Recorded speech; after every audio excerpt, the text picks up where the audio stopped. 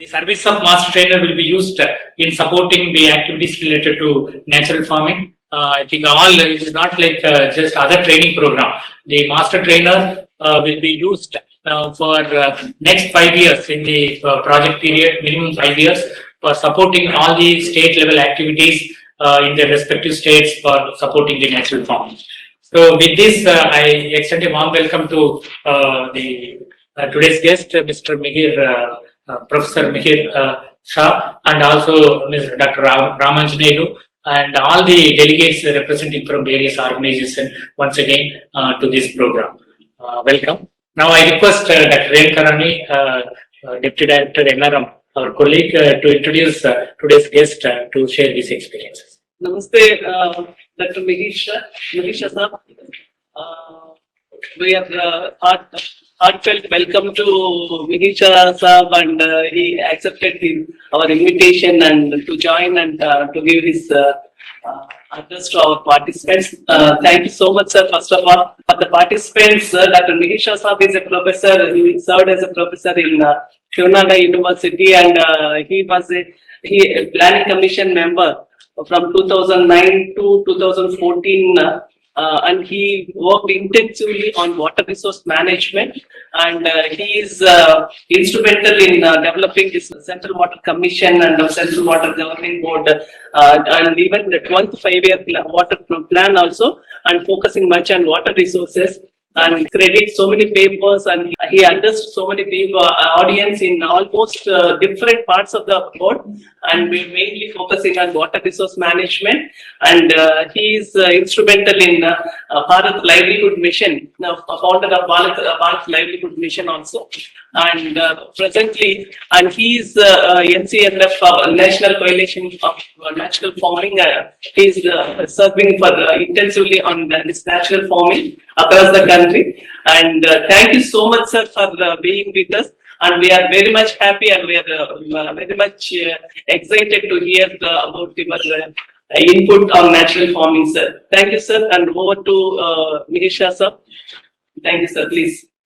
Thank you so much, for inviting me to this very important program, because I think we need to build this kind of partnership in the leadership of Manage. I think this country really requires this initiative, and I'm really happy to be here with all of you to participate in this program.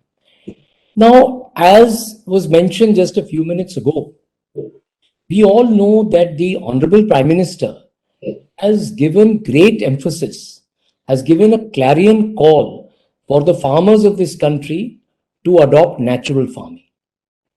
So what I want to begin with is just to talk a little bit about trying to understand what the Honorable Prime Minister has in mind.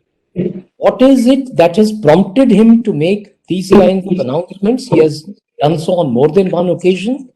The government of India is now looking at a dedicated program for natural farming. So we need to understand what is the background as to why this move is being made, and also the manner in which we have to undertake this transition towards a more nature-based set of solutions for the farmers of our country. That is what I thought I should begin by talking about. Now, in the last 30 years, India has been facing a more and more grave crisis of farming. The Green Revolution, beginning in the 1970s, was a historic event in the history of Indian agriculture. It created comfortable buffer stocks of food grain for this country at a time people may not remember today. People tend to forget. And we are in a hurry to criticize whatever governments may have done. But we must remember that there was a time in the 1960s when India was going with a begging bowl to different countries across the world because we did not have enough grain to feed our people. And I think the Green Revolution made a historic contribution in that respect by creating a comfortable buffer stock of grain with focus on the regions where the productivity was likely to be highest. And that has been a great success story for India. But it is also true, as scientists, the first thing I think we must say is that we have to adopt an attitude of science in whatever we are trying to do. Whether we are trying to promote one form of agriculture or another, we must adhere strictly to the principles of science. Now, one of the great principles that I have learned as a scientist is that we must learn from the experience that is accumulated of adopting a certain strategy. Now, it is 50 years since we have been adopting a certain strategy in agriculture. And there are many lessons that the Green Revolution experience throws up for India and for the rest of the world. So, any scientist worth his salt or her salt must show the capacity to draw the right lessons from whatever experience that we have accumulated over the last 50 years. And I think the Honorable Prime Minister is just alerting us to that we must learn from this experience, from its achievements, and from whatever experience is gained which tells us about its possible pitfalls. And it is that which we have to try and carefully inculcate into our agricultural strategy going forward. Without learning the right lessons from the Green Revolution, we will continue to repeat certain mistakes which we now should not be making. So, what is it that I am saying are the lessons that we have to learn? Now, the first thing is that with the application of chemical inputs, of fertilizers and pesticides, with a lot of application of water, especially groundwater, we were able to achieve enormous increases in productivity. But it is also true that in the last 20 years, what has happened is that the response of output to the increasing application of inputs has started coming down. The farmers are forced to put more and more chemical inputs into the same plot of land and are not getting the corresponding increase in output which they were getting earlier. So we have to understand that this has to be corrected. We have to find an alternative way in which productivity can continue to rise and incomes of farmers can continue to rise. What is happening is the chemical input application is going up. The chemical input prices are going up. Productivity is not going up to the same extent. So net incomes of farmers, instead of rising, instead of doubling, are actually going into the red. They are beginning to decline in many areas, especially where the application of chemical inputs has been very intense. At the same time, what do we find? That the soil quality there is a grave cause for concern. The soil organic matter, organic carbon is going below the levels that are required to sustain a proper level of productivity in the farm. Even more worrisome is the fact that water tables are falling. As I said, groundwater has been powering the Green Revolution all these years. But what has happened also is that the crops that we adopted, because we wanted to create food security, we primarily focused on rice and wheat. And rice and wheat, as you all know, are very water intensive crops. So what has happened is that water tables have begun to fall and water quality issues have also come up all over the country. The studies that we have done show that 60% of India's districts suffer either from falling water tables or falling water quality. Falling water quality means whether there is fluoride, arsenic. In Punjab, we also have evidence of uranium, there is manganese. These are very, very serious problems that we are facing and are creating a real health hazard for the people who are consuming that kind of water. From the state of Punjab, there is a train that runs every day. It's called the Cancer Express, where people who are now suffering from cancer are transported to the medical capitals of this country. At the same time, what is also happening is that we have created monocultures. What that means is the same crop is being taken on the same plot of land over and over again. And what that is creating is a major problem of resilience of farm systems. Today we are faced with the challenge of climate change. We are also faced with market risks because more and more of the crops are being marketed. And if you are only focused on a single crop year on year on, then what happens is that your ability to withstand external shocks, whether in terms of adverse weather events or in terms of adverse market conditions, that becomes lower. So what the natural farming proposition is trying to do, let us very clearly understand, is to see how far, in a very carefully calibrated manner, mind you, it's not in one shot that you are going to just undo everything that we were doing earlier. We have to find alternative ways, and that's what this training program will be about. It will be telling you all the options that we have for the farmers so that we can try and reduce the dependence on chemical inputs over time and also diversify our cropping pattern. Now, diversification of cropping pattern is the most important initiative now the government is taking. What this means is that we must have the cropping pattern which is suitable to every agroecological region of this country. See, India is a land of great diversity, agroecological, bio, hydro diversity. And this diversity is our strength. We must not convert the strength into a weakness. But what happens is when we do monoculture, when we remove the diversity which our cropping patterns had before the Green Revolution, then we are creating excessive demand for water even in the drought-prone regions of our country. A lot of our water crisis has to do with inappropriate cropping patterns. You must remember that 80 to 90% of India's water resources are taken up by irrigation.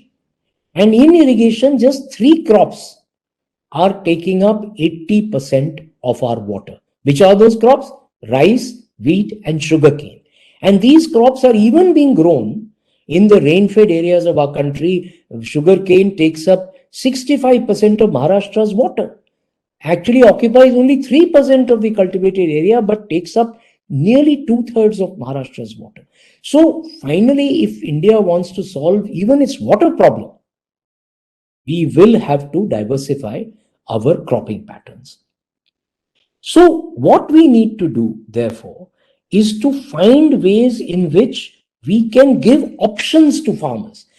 Sometimes people are very alarmed. What will happen to food security? What's going to happen to, the farmer incomes? And what we have to understand is that we are not making a sudden change from, 1 to 0. What we are saying is we give options to farmers. We give a level playing field to the farmers. Essentially, farmers today do not have options. They have the same old technology and input systems available to them. What we have to try and do, what we are going to do in this great partnership that we are building up between Manage and the National Coalition for Natural Farming. I am chairing this national coalition. This is the largest such initiative ever taken anywhere in the world to bring farmers together, to bring stakeholders, whether they are scientists, whether they are governments. Our main partnership is with the state governments, because as you know, the state governments, agriculture is a state subject under the Indian Constitution. So we have to work with the state governments. We are also working with the government of India. And what we are trying to say is that let us work out solid alternatives which have proof of concept on the ground. In this training, everything that you will be told is something that has been tried and tested on the ground, well tested for many years. And those are the options of technology, of seed systems, of cropping patterns, of water management that we will be presenting to all of you in this training program. So the idea is to follow the path of science. The idea is to follow any way which will be appealing to the farmers. You see, finally, nobody can impose any package on a farm. The farmer, she will decide, he will decide what are the kinds of farm practices he or she wants to adopt. But today the problem is the options don't exist, the alternatives don't exist. What this initiative, what the Honorable Prime Minister wants is that all of us come together to create this alternative options for farmers and let the farmer decide. Let 100 flowers bloom. Farmers in their own wisdom will take their decisions. But do they have a choice today? The problem is we are not giving solid, proper choices with proof of concept on the ground to our farmers.